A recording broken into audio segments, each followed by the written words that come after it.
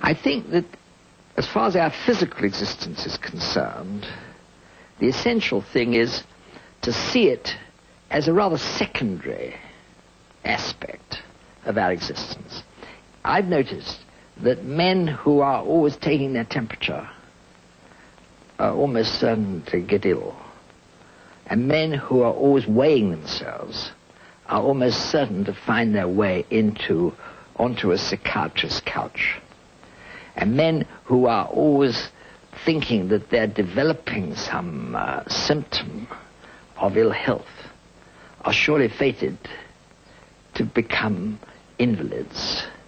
In other words, ultra-consciousness of one's physical existence is itself a sickness. And that's another thing that our way of life is liable to develop, partly through advertisements, which are always telling us that if only you'll swallow this pill, you won't have bad breath, or to ladies, if only you'll anoint your face with this particular thing, you'll be beautiful and everybody will want to sleep with you, and so on. All those advertisements tend to give an ultra-awareness of one's physical existence. And I think it is one of the many ills of a materialist view of life. When I gave up drinking some 12 or 15 years ago, not having been an alcoholic, but like most journalists, a fairly steady boozer, when I gave it up, and I used to visit the United States and see old friends there who would immediately say, let's have a drink. I don't drink anymore. It would be very disturbing to them, and they would try and persuade you to have a drink. And then I realized the only way out of it was I would say, I'm awfully sorry, old boy, but I'm on a regime. And by saying that, a look of reverence would come upon them, and they would feel, because I was talking about my physical condition, and they would never mention the subject again. It was always accepted, but you had to give this reason for it. I think that everything in our society makes people ultra-conscious of their bodies, and that happy people are the people who don't think about it. I don't know much. Of course, if you get really ill, it's absurd to say you won't think about it. But this excessive preoccupation with the state of your body, with what you eat, or how much you sleep, or whether you are, whether you can go for long walks and so on, I think it's itself a form of sickness and does inculcate a lot of sickness.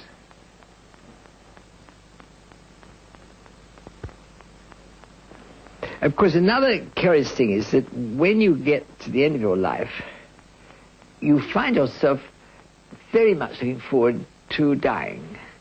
This is, in the 20th century, it's almost like a sort of blasphemy to say this. It's an interesting thing, I think, worth thinking about, that you have the taboo on sex, and talking about sex has been lifted, but a new taboo has come in, which is death. Nobody likes to talk about it or to hear anybody talking about it. And I think the reason is clear that, again, if 20th century man regards himself as all-powerful, there's one snag in that, and that is he's going to die. And therefore, he wants to try and persuade himself that he won't die, or that it can be indefinitely postponed. When all that transplant business was on, it amused me rather, because it was obvious that what was really in people's mind was that if they could have all their spare parts replaced as they wore out, they could be kept on the road like old vintage cars, almost indefinitely. Well, such an immortality, I need scarcely say, makes no appeal to me at all. And I love the idea of dying. I love the idea of one's life coming to an end. Curiously enough, it makes life seem infinitely more beautiful than before, really. Rather like the end of a day, a beautiful day, and the last hours of light seem to carry all the beauty of the whole day.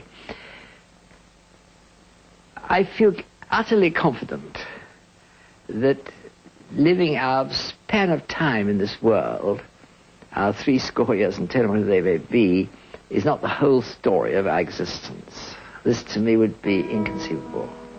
And therefore, there is a sequel. I know that I don't know what the sequel will be like. No man has ever known, and no man ever will know. It is a mystery. All you know is that there will be a sequel. And all the different ideas that have been presented for describing it are very charming. But of course they are attempts to describe what cannot be described. So you have to accept the fact that no man living in time and in flesh can possibly know what it would be like to live in eternity, not in a body. He can't form any sort of concept of it. But the most terrible thing of all would be if life didn't, to me, would be if life didn't come to an end. If it went on and on and on, that would be hell. So I know that within the next 10 years, certainly, possibly within the next year, possibly next month, who knows? I mean, I've reached the stage in life when its end is within sight. And I find this nothing but a source of great joy. I leave the world, and as I leave it, I'm aware of its great beauty. I'm aware of the joys that have been in human companionship.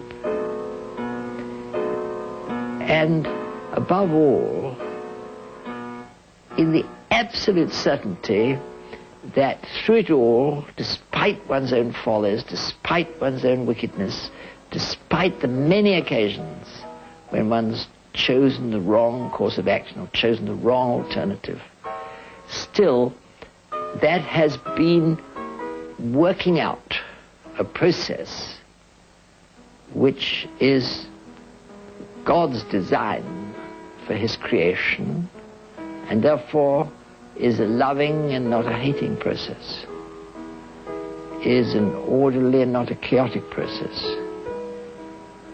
is a universal and not a particular process. Obviously, our life hereafter will be in some way related to our life here on earth. And in that relationship lies the destiny that awaits us.